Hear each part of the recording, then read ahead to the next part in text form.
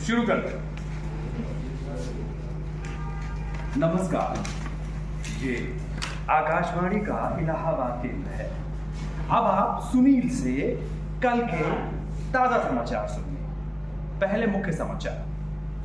राज्य विज्ञान शिक्षा संस्थान में हो रहे गणित के प्रशिक्षण में पूरे प्रदेश से आए सुधी गणित विशेषज्ञों ने शून्य की खोज में संसद में होने वाले शून्य काल को भी फेल कर दिया।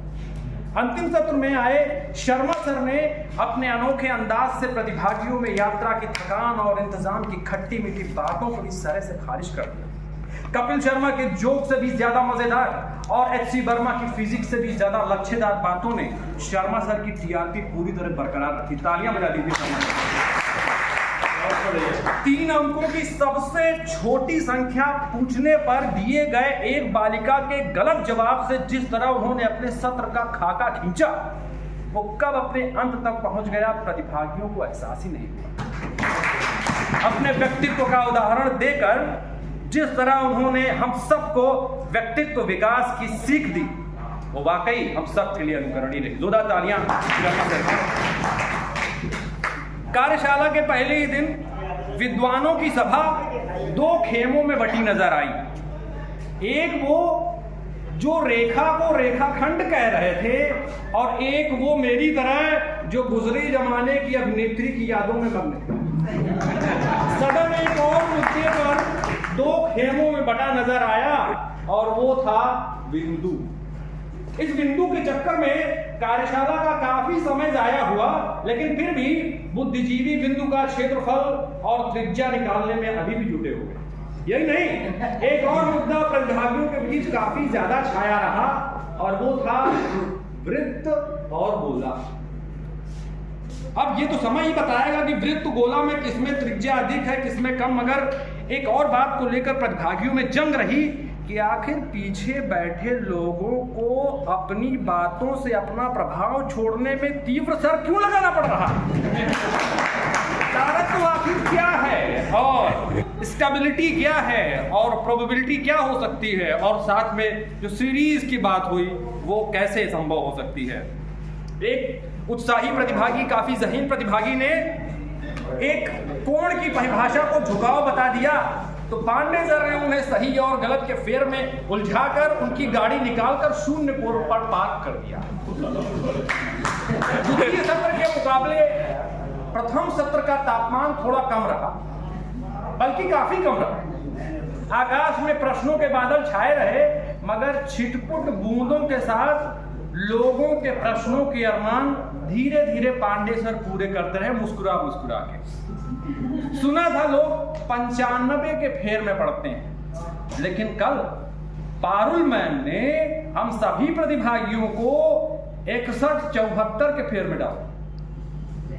कुछ लोग संख्याओं के खेल में इस कदर उलझे कि 61-74 लाने की खातिर दिमाग के घोड़ों को कुशीनगर तक दौड़ा दिया। कुछ लोग ऐसे भी थे जो 5200 को 7 बार ऑपरेट करके 61-74 लगा ही दिए। अब उनका निर्णय सीधा सीधा नोबल कमेटी के पास भेजा जाएगा। ये अलग बात है कि उनके पास मैथमेटिक्स में कोई पुरस्कार नहीं। अब समाचार विस्तार से। कल के जी ये हेडलाइन मुख्य समाचार।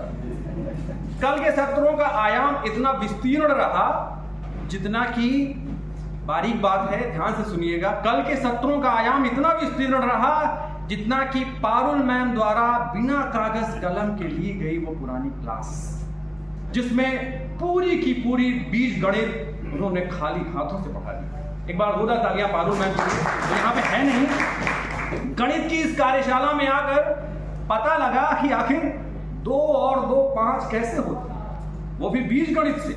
हम कैसे सिद्ध कर सकते हैं कि ये 1 नहीं बल्कि 2 है।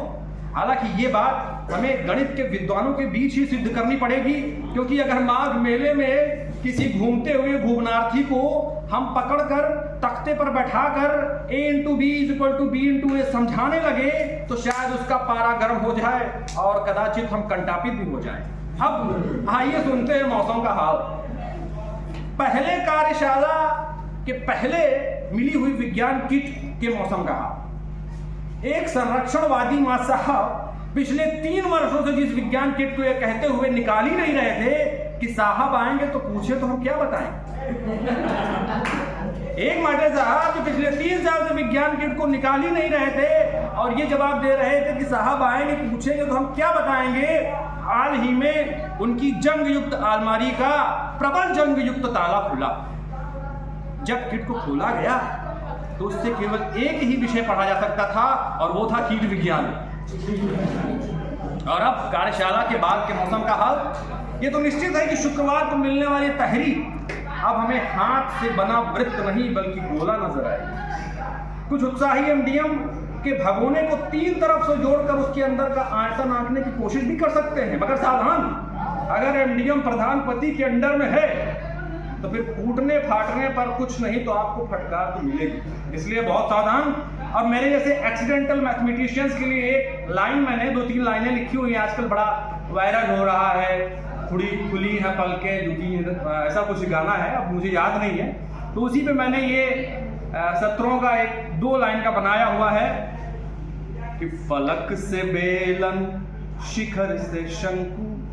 शिखर अभी आप लोगों को बताया गया कि शिखर एक ऐसी डेफिनेशन है, शिखर एक ऐसी प्रॉपर्टी है जिससे शंकु आप डिफाइन कर सकते हैं, और बेलन के 2 फलक बहुत इंपॉर्टेंट होते हैं।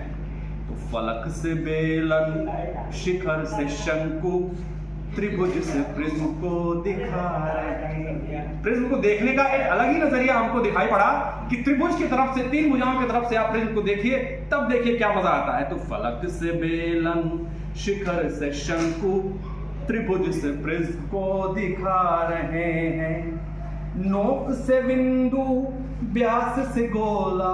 कल मैंने बताया था कि कोई नोक अगर हो कहीं पर तो वो बिंदु माना जाएगा।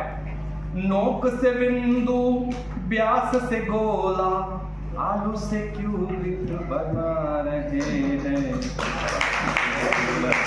शिखर से शंकु त्रिभुज से प्रिज्म दिखा रहे हैं।